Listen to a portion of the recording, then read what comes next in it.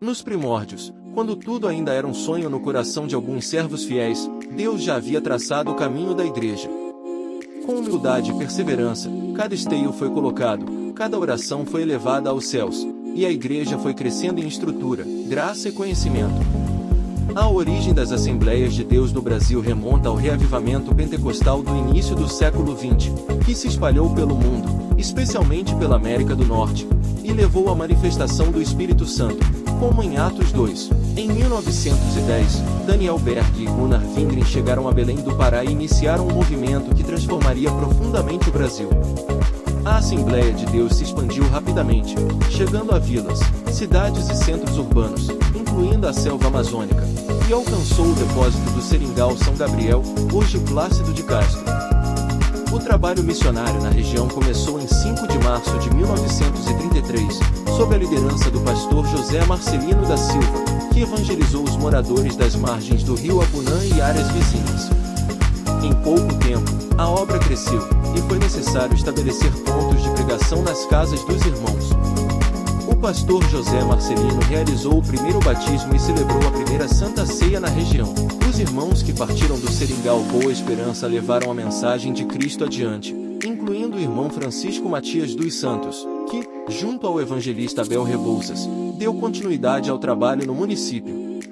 Entre 1933 e 1949, a liderança foi assumida por pastores de Porto Velho, até que, em 1949, a liderança da igreja foi transferida para a supervisão estadual.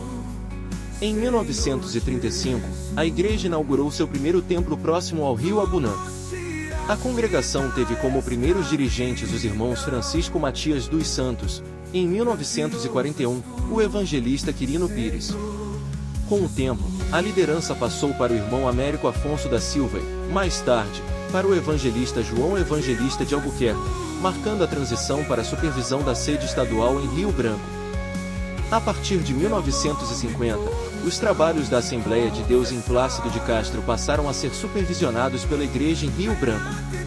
O pastor José Marcelino, que havia pastoreado em Porto Velho, assumiu a liderança e, com sua equipe, percorria a pé os varadouros, enfrentando grandes dificuldades, como a falta de estrada, para fortalecer a obra.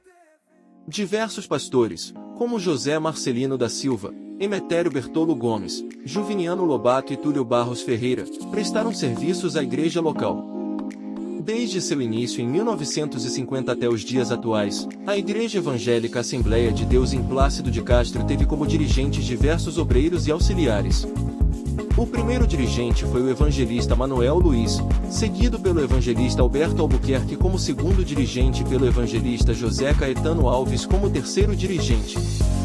Em 1955, o irmão Carlos José dos Santos tornou-se o quarto dirigente.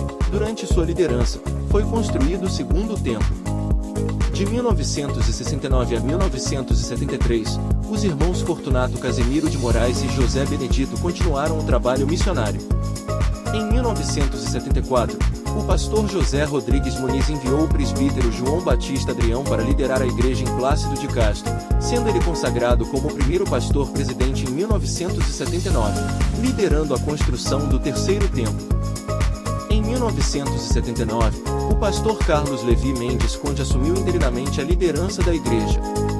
No ano seguinte, para em 1980, o pastor Enoque Santarém Vicente assumiu a presidência, promovendo melhorias estruturais e a construção de uma casa pastoral.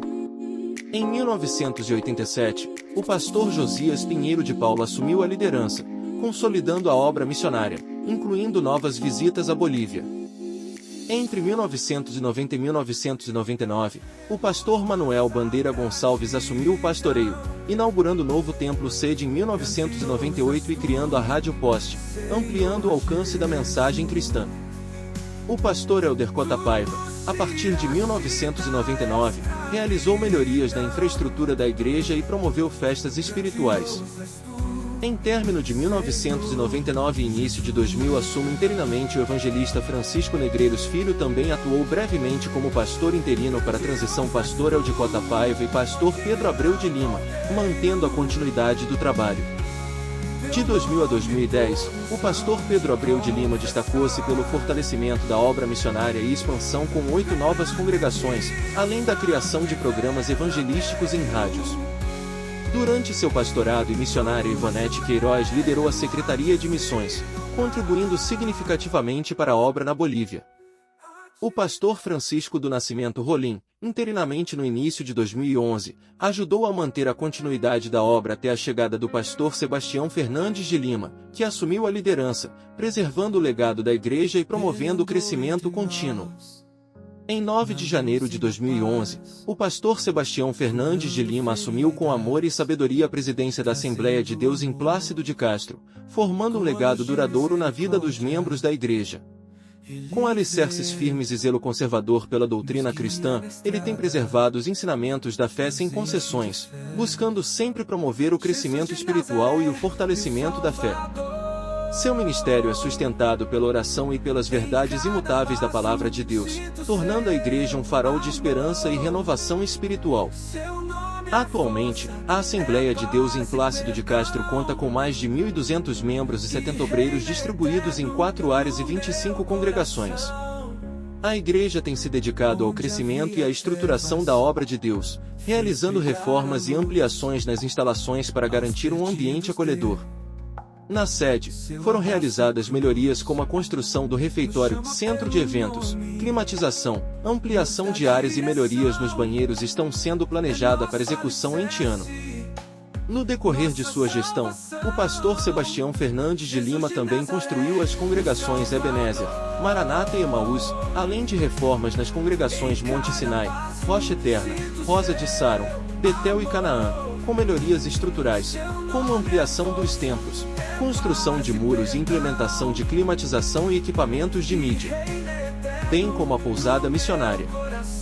A Área 2 recebeu melhorias significativas, incluindo a construção das congregações Rei dos Reis, Shekinah e Monte Horebe, além de reformas na congregação Boas Novas e na sede Monte Sião, com construção de refeitório, cozinha, muro frontal e forro. Na Área 3, foram realizadas reformas no templo sede da área e congregações, construção da casa pastoral e refeitórios, além de organização dos documentos da sede da área. Na Área 4, o trabalho missionário na selva boliviana, iniciado com a primeira expedição, se tornou exemplo de perseverança, com reformas em congregações e a construção de novas estruturas. A igreja no seu papel missionário tem desempenhado fundamental crescimento na obra do Senhor na selva boliviana. A supervisão dentro da selva boliviana ficou a cargo do pastor de área pastor Nazário Maia.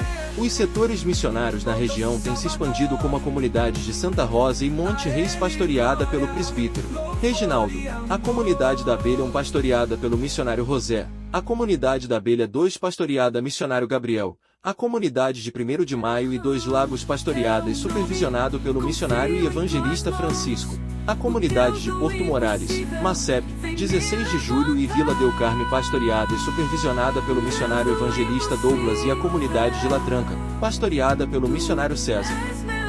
Neste ano, ao celebrarmos os 92 anos de fundação da Assembleia de Deus em Plácido de Castro, comemoramos as bodas de Salgueiro. Assim como essa árvore majestosa, resistente ao tempo e capaz de sobreviver a incêndios, a nossa jornada de fé tem atravessado desafios e permanece firmada na graça e na força de Deus. Ao olharmos para o passado, vemos um legado de fé, perseverança e obediência.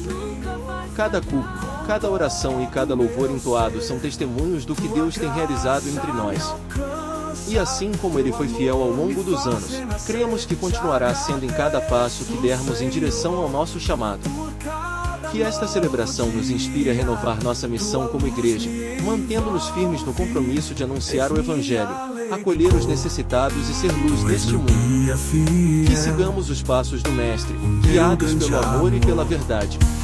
Nos momentos difíceis, sei que estás a me ouvir. Tua graça, enfim.